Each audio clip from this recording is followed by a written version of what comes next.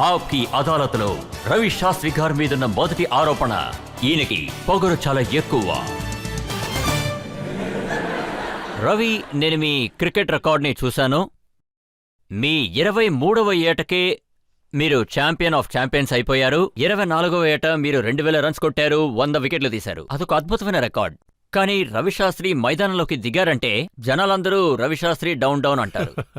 నాకు తెలిసి నేను ప్రజల మధ్యలోకి వస్తున్నాను అంటే అదే నేను యారోగెంట్ని.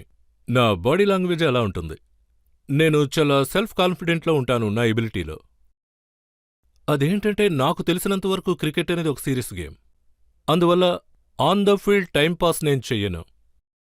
నేను ఎక్స్ట్రీమ్లీ హార్డ్గా క్రికెట్ ఆడతాను. తర్వాత కొన్ని సమయాల్లో వాళ్ళేమనుకున్నారంటే ఇతను చాలా యారగెంట్ అని. రవిశాస్త్రి 100 రన్లు కొట్టినా కూడా పబ్లిక్ మిమ్మల్ని డౌన్ డౌన్ అనే అంటున్నారు. వికెట్ తీసినా డౌన్ డౌన్ అంటున్నారు. తర్వాత చాలా రోజుల తర్వాత అదే ప్రజలు నన్ను కలిసినప్పుడు, యాక్చువల్లీ అదేంటంటే ఆఫ్ ద ఫీల్డ్ నన్ను కలిసినప్పుడు వాళ్లే చెప్పారు, అదేంటంటే మీరు చాలా యారగెంట్ అని విన్నాం, కానీ మీ రియల్ లైఫ్లో మీరు చాలా నార్మల్ మనిషి. మీ ఆపోనెంట్స్ ఎవరంటే ఆస్ట్రేలియన్స్, ఇంకా ఇంగ్లీష్ బ్యాట్స్మెన్, ఇలా అందరూ ఉన్నారు. కానీ పబ్లిక్ రవిశాస్త్రి గురించి ఏం మాట్లాడుతున్నారో తెలుసా? అవును, వాళ్ళు హిందీ నేర్చుకున్నారు, చాలా త్వరగా నేర్చుకున్నారు. తర్వాత వేళాకుళం చేయడం మొదలెట్టారు. కానీ వాళ్ళ విధంగా చేయడం మంచిది కాదన్నది వాళ్ళకు తెలుసు. అయితే ఎంతమంది క్రౌడ్ అరుస్తూ ఉంటారో అంత డిటర్మెంట్ అవుతారు. నేనేం విన్నానంటే క్రౌడ్ మిమ్మల్ని డౌన్ డౌన్ చెప్తున్నప్పుడల్లా మీకు హాయ్ హాయ్ అని చెప్తున్నట్టు వినిపించేదట. అవునవును, అది తరువాత.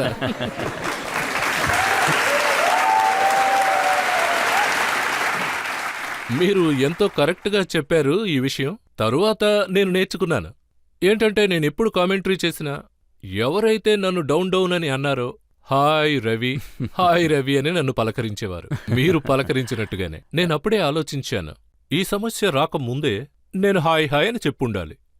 హలో, హాయ్, నమస్కారం అని చెప్పుండాలి. కానీ ఇన్ని సంవత్సరాల తర్వాత మీరు నేను కమెంటరీ చేసిన తర్వాతే నా స్టైల్ మార్చుకున్నారని చెప్పారు. కానీ పబ్లిక్ అలా అనుకోలేదు. ఈ న్యూస్ పేపర్ హెడ్లైన్స్ లో, అంటే హెడ్ కోచ్ విషయంలో ఇంటర్వ్యూస్ జరిగినప్పుడు శాస్త్రికి చాలా అరగంటని బోర్డే చెప్పింది, ఇంకా కుంబ్లే మిలన్ షా. ఇది ఒకవేళ ఈగో వల్ల జరిగిందా? అది నాకు తెలీదు. అది ఏంటంటే ప్రజలు ఏమనాలనుకున్నారో అది అనేశారు. కానీ నా మనస్సు చాలా తెలివిగా ఉంది. నాకు తెలిసి ఆ 18 మాసాల్లో నేనెలా పనిచేశానని. నమ్మకంగా, ఎంతో ట్రస్ట్తో ఇండియన్ టీంకి పనిచేశాను. అదేవిధంగా ఫలితం కూడా ఎలా ఉందో అందరికీ తెలుసు. సో నాకు ఈ విషయంలో I don't have feel at all. నాకు ఆపర్చునిటీ దొరికింది, దాన్ని నేను యూజ్ చేస్తున్నాను. 18 నెలలు చేసిన పని గురించి చెప్తున్నారు. దీని గురించి గౌతమ్ గంభీర్ ఏమన్నారంటే, ఆయన ఏమన్నారంటే 18 నెలల్లో మీరు ఏం చేశారు? బంగ్లాదేశ్ సిరీస్లో ఓడిపోయాం, మీరెందుకని సౌత్ ఆఫ్రికాతో ఓడిపోయారు? మీరు హీరో అయిపోతున్నారు, కానీ మేం ఓడిపోతున్నాం. చూడండి, మనం హ్యూమన్ బీయింగ్. గౌతమ్ గంభీర్ కూడా ఎన్నో మ్యాచ్లు ఆడాడు, తనకి తెలుసు 100 అన్నిసార్లు కొట్టలేమని. తను కూడా జీరోస్లో అయిపోయాడు, అది కూడా మీకు తెలుసుంటుంది చాలాసార్లు.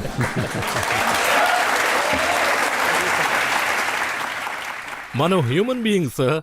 అన్ని మ్యాచ్ల్లోనూ గెలవడం కుదురుతుందా? కానీ ఓవరాల్ పర్ఫార్మెన్స్ చూడాలి. కానీ నాకు తెలిసినంతవరకు ఆఖరి 18 నెలల్లో 2 సంవత్సరాలు గడిచాక ఇండియన్ టీం పర్ఫార్మెన్స్ విషయంలో మంచి పర్ఫార్మెన్స్ అక్రాస్ ఆల్ 3 ఫార్మాట్స్.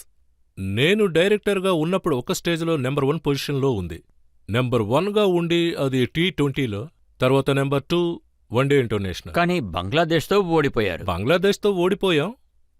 అది బంగ్లాదేశ్ క్రెడిట్ ఇవ్వాలి. ఎందుకంటే బంగ్లాదేశ్ చాలా మంచి టీం, అది వాళ్ల దేశంలో. అది కూడా వాళ్ళ రికార్డ్ చూస్తే లాస్ట్ 2 సంవత్సరాల్లో వాళ్ళు ఇండియా మీద ఓడిపోయారు, సౌత్ ఆఫ్రికా మీద, పాకిస్తాన్ మీద ఓడిపోయారు, న్యూజిలాండ్ మీద ఓడిపోయారు. కానీ ఇప్పుడు 2-1 తేడాతో ఇంగ్లాండ్ మీద. ఇది ఈ 2 సంవత్సరాల్లో ఇది ఫస్ట్ డిఫీట్. కానీ ఓడిపోయినా కూడా మీకు కోపం వస్తుంది. సౌత్ ఆఫ్రికా ముంబైలో ఓడిపోయినప్పుడు మీరు వెళ్ళి క్యూరేటర్ గారిని పట్టుకున్నారట. లేదు, నేను క్యూరేటర్ పట్టుకోలేదు. రవిశాస్త్రి గారు నన్ను బెదిరిస్తారని కంప్లైంట్ ఇచ్చారు. ఇలా చూడండి, నన్ను చూస్తే బెదిరించే వాళ్ళ ఉన్నానా? చూడండి, మీరు వెళ్ళి ఆ పిల్లల్ని అడగండి, వాళ్లే చెప్తారేంటో. ఇక్కడున్న అబ్బాయిలను అడగండి, చెప్తారు. మరి అమ్మాయిలు?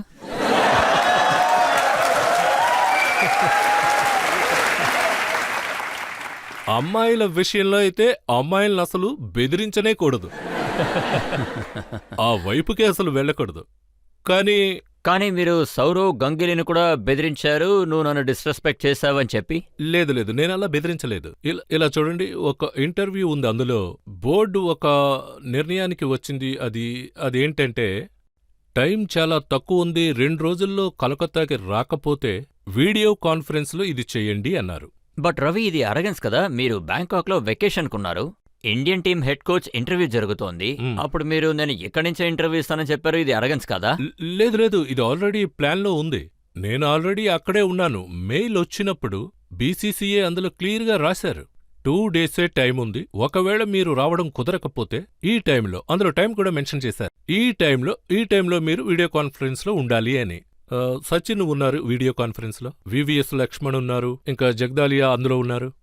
నేనేమనుకున్నానంటే వాళ్లే ఇలా రాశారేమో అని. నేనేం పెద్దగా తప్పేం చేయలేదే. నేనెందుకు డిసప్పాయింట్ అయ్యాను అంటే, సచిన్ టెండూల్కర్ కూర్చున్నాడు 6-7 గంటలు ఇంగ్లాండ్లో, అలా కూర్చున్నాడు వీడియో కాన్ఫరెన్స్లో. వివిఎస్ లక్ష్మణ్ ఉన్నాడు, సౌరవ్ అక్కడ లేడు. అప్పుడు నాకేమనిపించింది అంటే చాలా డిసప్పాయింట్ అయ్యాను. అయితే నాకా సెలక్షన్ గురించి ఎటువంటి దిగులు లేదు. అందరూ చాలా మంచి క్రికెటర్స్, ఎవరిని సెలెక్ట్ చేయాలో ఎవరిని చేయకూడదో వాళ్ళకి తెలుసు. నాకు దానికి ఏ సంబంధం లేదు. నేను ఎందుకు డిసప్పాయింట్ అయ్యానంటే, ఒక వ్యక్తి 18 నెలలు 20 నెలలు ఎంతో కష్టపడి పనిచేశారు వాళ్ళ దేశం కోసం. ఇదొక సెలక్షన్ ప్రాసెస్. సో అట్లీస్ట్ కొంచెం మర్యాద ఇవ్వాలి కదా. అందరూ ఏమంటుంటారంటే సౌరవ్ గంగూలీ చాలా గొప్ప వ్యక్తి, అంత గొడవలు పెట్టుకోకూడదని, కానీ మీరు ఆయనతోనే పెట్టుకున్నారే. అదంతా నా దగ్గర జరగదు. నేనెంతో మంది పెద్దవాళ్ళని చూశాను. కానీ ఒక ఇంప్రెషన్ ఉంది, ఏంటంటే అనిల్ కుంబ్లే గారు చాలా ఫ్రెండ్లీగా ఉంటారు, ఆయన అందరితోనూ చాలా ఈజీగా కలిసిపోతూ ఉంటారు. కానీ రవిశాస్త్రి మాత్రం ఆయన సొంత ప్రపంచంలో ఉంటారు. లేదు లేదు, ఆ విధంగా చాలా మంది అనుకుంటారు. చూడండి, చాలా మంది ఎన్నో అనుకుంటారు, కానీ లేదు, ఎప్పుడైతే మీరు మీ సొంత ప్రపంచంలో ఉంటున్నారని ప్రజలు చెప్తున్నారు. అలా కూడా అనుకోవచ్చు, కానీ నా గురించి నేను మీకు విషయం చెప్పాను. అందువల్ల టెస్ట్లో నెంబర్ 1గా ఉన్నా, నెంబర్ 1గా T20లో, ఇంకా నెంబర్ 2లో కూడా ఉన్నా. అది నా వన్డే గేమ్, అంటే నా ప్రపంచంలో. మీకు సౌరవ్ గంగూలీతో ఏం గొడవ వచ్చింది? ఏం గొడవ వచ్చింది? చాలా పెద్దవాడు. గొడవ అంటే, సౌరవ్ నాకు జూనియర్. నేను వెస్ట్ జోన్కి ఆడుతున్నప్పుడు, అప్పుడు అది ఈస్ట్ జోన్లో ఆడుతున్నప్పుడు, నేను టాటాలో పనిచేస్తున్నాను, టాటా టీంకి కెప్టెన్గా ఉన్నా. నాకు తన బ్యాటింగ్ అంటే చాలా ఇష్టం. తన ఎబిలిటీ చూసి నేను టాటాస్లో ఉన్నప్పుడు తనని తీసుకురమ్మన్నా టాటా టీంలో. తను ఇప్పుడు టాటా టీంలో ఉన్నాడు. మరి సౌరవ్ గారు ఎందుకని ఇంటర్వ్యూలో సగంలో వెళ్ళిపోయారు? అది మీరు సౌరవ్నే అడగాలి. ఎందుకంటే ఇప్పుడు నన్ను ఇంటర్వ్యూ చేస్తున్నారు, సౌరవ్ని కాదు. ఈ ప్రశ్న మీరు సౌరవ్ని అడిగితే బావుంటుంది. ఆయన నేను తప్పకుండా అడుగుతాను, కానీ మిమ్మల్ని ఖచ్చితంగా ఒకటి అడగాలి. అనిల్ కుంబ్లే టీంలో హెడ్ కోచ్, మీకు ఆ పొజిషన్ దక్కలేదు కాబట్టి మీలో కొంచెం బాధ ఉండేది. అయినా సరే అనిల్ కుంబ్లే ఒక మంచి కోచ్ అని మీరు అనుకుంటారా? తను చాలా మంచి క్రికెటర్. అది ఒక కోచ్, అది నేనున్నప్పుడేం కాదు గదా.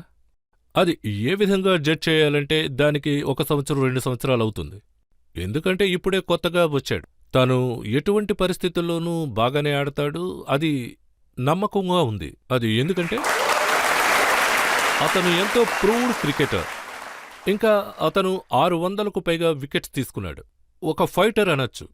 ఈ విధమైన క్వాలిటీస్ యంగ్స్టర్స్ అందరూ చూసి నేర్చుకోవాలి అనిల్ దగ్గరున్న విషయం ఏంటంటే, అతను ఎంతో క్వాలిటీ క్రికెటర్. ఓడిపోవడం అతనికి నచ్చదు, పోరాడతాడు. సో అటువంటి క్వాలిటీ టీంకి అవసరం. ఈ విషయంలో తనకి ఇదెంతో బెనిఫిట్. అది కూడా అతను కంటెంపరీ క్రికెటర్, చాలా ప్రతిభావంతుడు కూడా. అతను కొద్ది రోజులకు ముందు ఆర్సీబీలో మెంటర్గా కూడా ఉన్నాడు, ముంబై ఇండియన్స్కి మెంటర్గా ఉన్నాడు. క్రికెట్ ఆడాడు 2017-18లో. సో అతని ఇంటగ్రిటీ రెప్యుటేషన్ ఉంది కదా, నిజంగా అది చాలా బాగుంది. నాకు తెలిసి ఇండియన్ టీంకి అది బెనిఫిట్ అంట. ఇంటగ్రిటీ ఎక్స్పీరియన్స్ మీ దగ్గర కూడా ఉంది, మీరు ఆయనకన్నా బెస్ట్గా ఉండొచ్చు కదా. మాకున్న టైం అయితే 18 నెలలు. అయితే ఆ 18 నెలలు నాకిచ్చిన ఆపర్చునిటీకి నేను బీసీసీఏకి కృతజ్ఞతలు చెప్పాలి. నాకు అటువంటి ఆపర్చునిటీ ఇవ్వడం నేనసలు ఎదురుచూడని విషయం. టీం ఎంతో బాగా ఆడింది, అది షార్ట్ పీరియడ్లో. అందువల్ల క్రెడిట్స్ అన్నీ కూడా ప్లేయర్స్కే నేనిస్తా. ఎందుకంటే చాలా బాగా పర్ఫార్మెన్స్ చేశారు తక్కువ టైంలో అక్రాస్ ఆల్ 3 ఫార్మాట్స్. ప్రజల నుంచి ఎవరైనా అడగాలనుకుంటున్నారా? ఇప్పుడు అడగండి. సార్ మీరు చెప్పిందేంటంటే 18 మంత్స్‌లోనే మీరు మీ టీమ్‌ని తయారు చేశారని చెప్పారు కదా! కానీ అది మీరు అక్కడ మేనేజర్‌గా లేనప్పుడు టీమ్ అప్పుడు కూడా వరల్డ్ కప్‌ని గెలిచారు. అంతకుముందు టీ20 వరల్డ్ కప్‌ని కూడా గెలిచారు. ఇప్పుడు కూడా నంబర్ 1లోనే ఉన్నారు. సో డిఫరెన్స్ ఏముంది సార్? డిఫరెన్స్ ఏంటంటే నేను నా టీంని టేక్ఓవర్ చేసుకున్నప్పుడు అది ఇండియన్ టీం పర్ఫార్మెన్స్ అది గడిచిన 12-18 మాసాల్లో అప్పుడు అదంతా బాలేదు. అప్పుడు నాకు తెలిసి ఇంగ్లాండ్తో ఓడిపోయారు. ఇంకా చాలా టెస్ట్ మ్యాచ్లు 2 రోజులు 3 రోజుల్లో ముగిసిపోయాయి. సో నాకు తెలిసి కాన్ఫిడెన్స్ లెవెల్ అంటే ప్లేయర్స్కి చాలా తక్కువ. సో అప్పుడు నాకేమనిపించిందంటే మీరే టేక్ఓవర్ చేసుకోండి, నేను కోచింగ్ స్టాఫ్ని నేను చూసుకుంటాను అన్నా. అప్పుడు నాకు తెలిసి అందులో చాలా మార్పులు జరిగాయి. చాలా మంది కోచ్లొచ్చారు. సంజయ్ బంగ, భరత్ అరుణ్, శ్రీధర్ ఇప్పుడు కూడా టీంలో ఒకవేళ ఉన్నారు. మనం గరిక్ కస్టర్ని రిటెన్ చేసుంటే ఆఫ్టర్ వరల్డ్ కప్ అప్పుడు కూడా మన టీం ఇలాగే ఆడేదా? ఆడారు కదా, కొద్దినాళ్ళు ఆడారుగా. ఆయనే వెళ్ళిపోయారు, ఫ్యామిలీతో కొంత టైం స్పెండ్ చెయ్యాలి అని. అందువల్లే డంకన్ ఫ్లేచర్ని అపాయింట్ చేశాం. డంకన్ ఫ్లేచర్ 2 ఏళ్లున్నారు. కాదు, నాకు తెలిసి 4 ఏళ్లున్నారు ఆయన టైం ముగిసేంతవరకు. ఆ పీరియడ్ గురించి మాట్లాడుకుంటే అప్పుడు పర్ఫార్మెన్స్ ఎలా ఉంది అంటే, ఒక ఇండియన్ టీం పర్ఫార్మెన్స్ ఆ టైంలో అంత బాలేదు. 4-0తో ఓడిపోయారు ఇంగ్లాండ్ మీద, 4-0తో ఓడిపోయారు ఆస్ట్రేలియా మీద. ఇలాంటి పర్ఫార్మెన్సే అప్పుడుంది. మన టీంలో చాలా మంది ఎక్స్పీరియన్స్ ప్లేయర్స్ ఉన్నారు, అలాగే యంగ్స్టర్స్ ప్లేయర్స్ కూడా ఉన్నారు. మీరు డైరెక్ట్గా ఉన్నప్పుడు మీ మాట అందరూ వినేవారా? ఖచ్చితంగా ఇది చాలా డిసిప్లైన్ ఆర్డర్. ఒక విషయం అయితే నేను మీ అందరికీ చెప్పాలి, అది ఏంటి అంటే అది ఒక డిసిప్లైన్, అది వర్క్స్ ఎథిక్స్. అది గేమ్లో వాళ్ళు చూపించే రెస్పెక్ట్ ఉందిగా, అది చాలా మంచి విషయం. తర్వాత నేను అంత ఫోకస్డ్గా ఉంటానని నాకే తెలీదు. నిజంగా చాలా ఫోకస్డ్గా ఉన్నా, ఎస్పెషల్లీ యంగ్స్టర్స్తో. ముఖ్యంగా ఐపీఎల్ ఉంటుంది, చాలా డబ్బు ఉంటుంది. కాకపోతే వీళ్ళ ఫోకస్ అంతా టెస్ట్ క్రికెట్ మీద ఉండాలి. అది పుష్కలంగా ఉంది, అది నాకు బాగా నచ్చింది. అది ఎంఎస్ ఉన్నాడు, విరాట్ కోహ్లీ ఉన్నాడు, ఇంకా రోహిత్ శర్మ ఉన్నాడు, ఇంకా రాణా ఉన్నాడు. వాళ్ళెవరికీ ఈగో అనేది లేదు. టీం నైపుణ్యం అయితే ఎంతో అద్భుతంగా ఉంది అనొచ్చు.